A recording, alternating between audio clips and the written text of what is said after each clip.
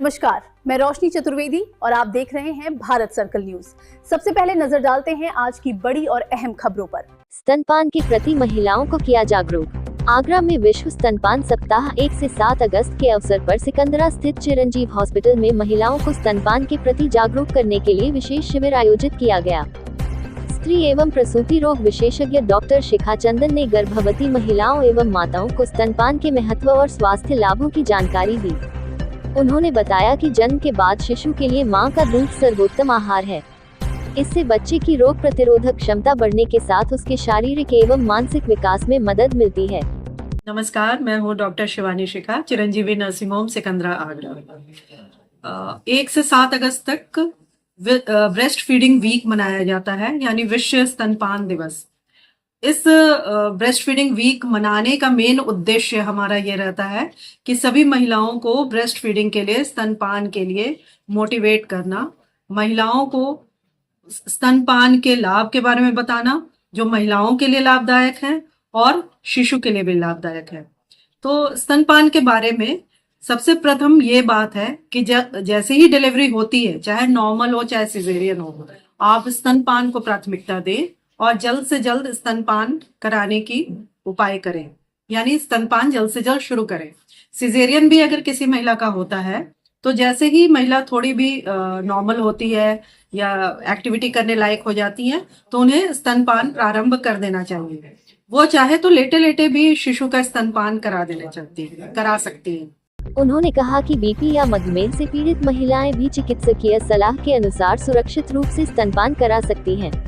सर्वप्रथम मैं ये बताऊंगी कि माँ का दूध ही सर्वोत्तम एवं संपूर्ण आहार है, तो वो शिशु के लिए तो काफी लाभदायक है।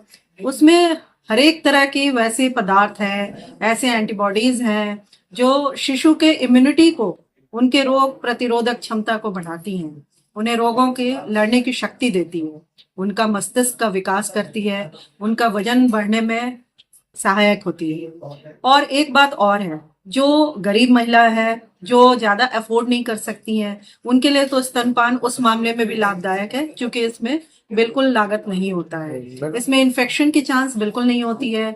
अगर हम किसी महिला को बॉटल फीड या डब्बे वाला दूध या इवन गाय का दूध भी अगर किसी को बताते हैं तो उसमें यह काफी चांसेस है कि शिशु को स्तनपान हो सकता है। अब कई बार महिलाओं का यह क्वेश्चन होता है कि कौन सी महिला है जो कि दूध नहीं पिला सकती है। सबसे पहले तो हम यह भी जाने, कई बार कुछ महिलाओं का यह क्वेश्चन होता है कि क्या उन्हें टीबी है, क्या उन्हें डायबिटीज है, क्या उन्हें बीपी है, तो वह स्तनपान करा सकती हैं। जी हाँ, बिल्कुल करा सकती हैं। डायबिटीज और बीपी वाली महिला तो स्तनपान करा ही सकती है। इवन जिस महिला को अगर टीबी भी है और उसकी टीबी की दवा चल रही है तो वह माता अपने शिशु को स्तनपान करा सकती है। उसके बाद हम कहें HIV वाली महिला, बहुत सारी HIV से जो ग्रस्त महिला रहती है उनको भी यह डाउट रहता है कि वह स्तनपान करा सकती है या नहीं। अगर HIV की दवा चल रही है आपकी बखूबी, ART जिसको कहते हैं, तो इंडिया में आप HIV वाली महिला को हम लोग स्तनपान के लिए एनकरेज करते हैं।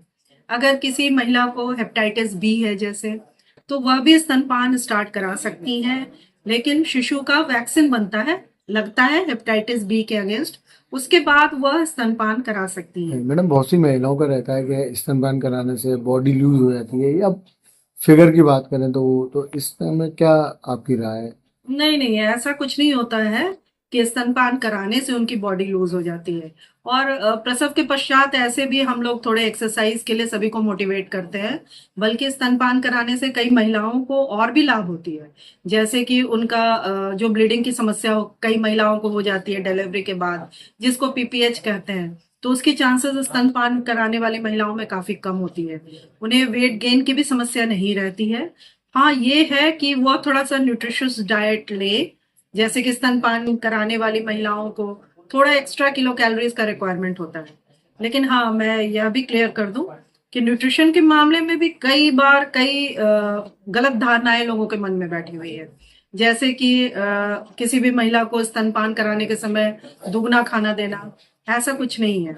महिला को ऐसा जरूरी है कि वे सीमित और संतुलित आहार लें और पौष्टिक आहार लें। यह महिलाओं के लिए ज्यादा जरूरी है। बहुत सारी जगह जैसे होता है, आप भी सुने होंगे कि महिलाओं में घी का सेवन करो, गूंद के घी के लड्डू बनाना, तो ये सब कोई बहुत लाभदायक चीजें नहीं है। ये सिर्फ आपके वजन को बढ़ाएंगी। थोड़ा बहुत सीमित मात्रा में आप सब चीज ले सकती हैं। आप स्पाइसेस भी ले सकती हैं, हल्के मसाले भी ले सकती हैं, हल्की खट्टी चीजें भी खा सकती हैं। ऐसा कुछ नहीं है, कुछ भी मना नहीं है। घी के लड्डू भी खा सकती हैं, लेकिन सीमित मात्रा में, है ना। तो ये सब न्यूट्रिशन से रिलेटेड मैं बातें बताना, शेयर करना चाह रही थी। शिविर में महिलाओं के स्तनपान से जुड़े भ्रम दूर किए गए तथा जन्म के तुरंत बाद स्तनपान शुरू करने और 6 माह तक शिशु को केवल मां का दूध देने की सलाह दी गई। इस दौरान महिलाओं ने अपनी जिज्ञासाओं का समाधान भी प्राप्त किया।